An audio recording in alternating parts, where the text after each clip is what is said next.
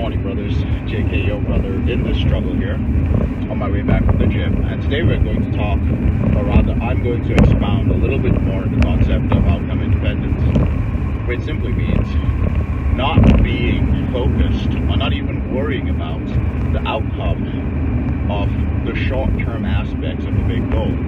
Let's say you have a 2-year goal, and you have broken this 2-year goal into 8 different pieces, right? And you've broken them into quarters for the entirety of 2 years. Now, there are goals at the end of each of these quarters. However, if you stay too focused on the results of the short-term goal, the goal that makes up the big one, then it's going to be very challenging for you to accomplish the bigger goal, because you're so discombobulated, you're so upset, and you are basing the ultimate goal, the ultimate results, you are basing it on what happened during the first little chunk in the process. I'll give you an example. I'm going to share an example that a mentor of mine shared. So this isn't mine, but it was like, if you're traveling, you're flying, let's say for instance I'm flying from Kansas City to Albuquerque, and I have 2 layovers, right? Maybe one in Scottsdale and one in Denver.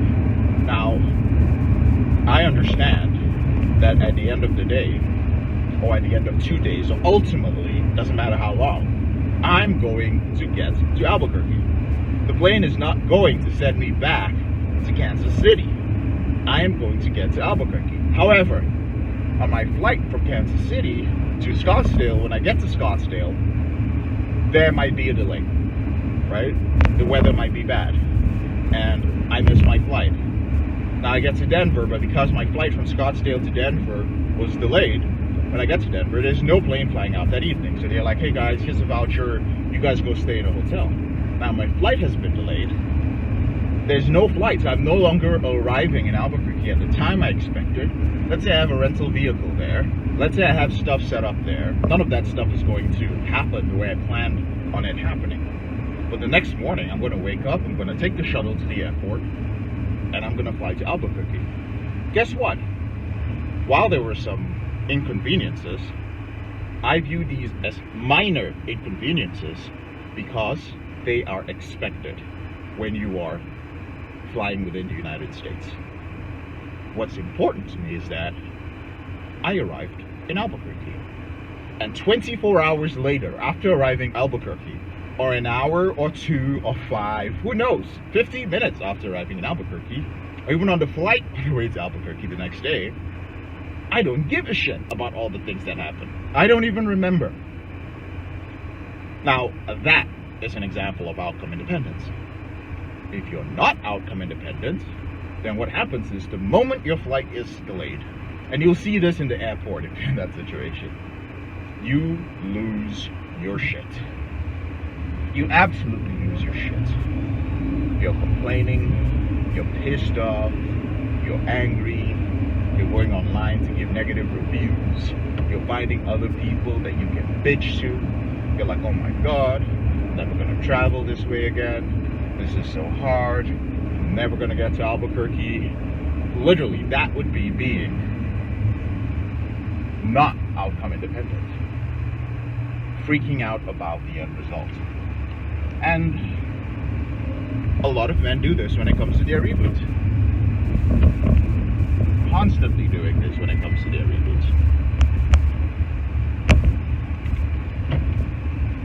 You slip, you relapse, and it's the end of the world for you. I'm never going to rewire my brain. I'm always going to struggle with this behavior. This sucks, this is it. I'm just a guy who slips all the time. That's my life. That's just the way it is. I don't even know what's the point. What's the point of even traveling? Right? I'm just gonna stay here in Kansas City and live out the rest of my life. I'm not gonna be adventurous. I'm not gonna look into other business deals. I'm not gonna go travel to visit friends. I'm not gonna go on vacation. I'm not gonna see the world. I'm just gonna sit in Kansas and rock. That's what many of you guys are doing. Some of you do it in your dating life, right? You go on one date. Your ultimate goal is to find a wife or a long-term partner. Then you go on one date, or you try to go on one date, she flakes on you. fight. You go on another date with a different girl. She shows up, amazing. Everything goes really well. You go back home, you're like, I had a really good time. It's really nice meeting you. What are you doing next Thursday? She doesn't respond for 24 hours. The next day she hits you up and says, hey Jim, it's really nice meeting you yesterday. You're a really nice guy and I had fun. However, I just didn't feel like there was a spark between us. So I don't think this is going anywhere. You're pissed. You're upset. Oh, you know, the dating world sucks. I'm not attractive. Chicks are not into me. I was really hoping she was the what? Second date. The first date that actually happened, first one, didn't happen. She didn't show up. This is a different girl. But you're drawing conclusions about a long-term goal based on this. Do you see how that disrupts the long-term goal? So outcome independence at the end of the day, gentlemen, it's about pretty much not caring about what is happening in the process, because you're supposed to fail. I don't even like using the word failure. You guys know that. You're supposed to trip. There's supposed to be things that are challenging. This is part of the process. Now, if you already know that if you're flying somewhere, it is likely that there are going to be delays. If you already know that if you're going to find yourself a wife or a long-term partner or girlfriend or whatever, you're going to face rejection. If you already know that in the process of ending a compulsive behavior, it is very possible that there are going to be slips and relapses, why would you give a shit about the slips or relapses? Why would you give a shit about rejection? Why would you give a shit about the delays in the flight? Like, literally, why? You know what's going to happen. You have this amazing brain that is like, yo, it is likely this is going to happen, yet why do you get upset about these things? Can you imagine the amount of progress you would make? Can you imagine the peace of mind you would have if you made the decision that I don't give a shit about the individual outcome of anything on the way to the goal? This doesn't mean that you don't read the data. You read the data because obviously if you can avoid it, you're going to try to avoid it, right? Don't get me wrong, right? If you're okay, yeah, you're like, okay, flights get delayed. I noticed that United Airlines is more likely to get delayed than Delta.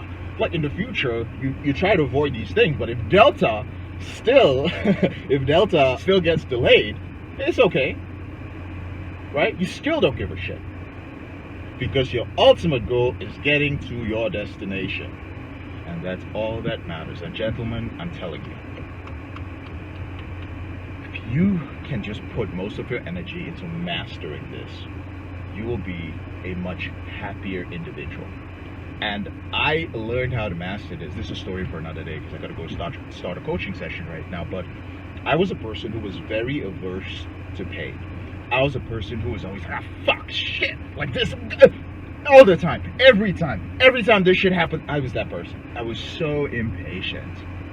I just wouldn't accept the reality that it is a universal law that shit will go sideways. And I decided, okay, you really suck at this, man. Why don't you just don't give a shit? Just assume that, not in a negative way, but in a neutral way, JK. Just assume that shit's gonna go wrong. Like, the only thing that matters is you hit the final goal. So just assume you're always gonna walk through hell, and you're always going to tread through shit and dig through shit in order to find the thing you're looking for.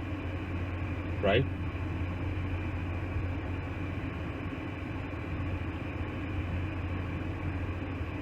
I'm out. I'm all out. That's all I have to say, gentlemen. I'm JK, your brother in this struggle. Thank you so much for taking the time to watch this video. I hope you found it helpful. Let me know what your thoughts are in the comment section below. And gentlemen, if you have the chance, make sure you join our free Facebook group. I'm going to leave a link to it here. Some of the guys in the Facebook group are going to see it. Obviously, ignore it if you're in the Facebook group. But if you see this outside of our group, you're over the age of 18 years old, ambitious guy, trying to end your behavior, then fill out all the questions and we'll let you in if you're a good fit. All right, take care.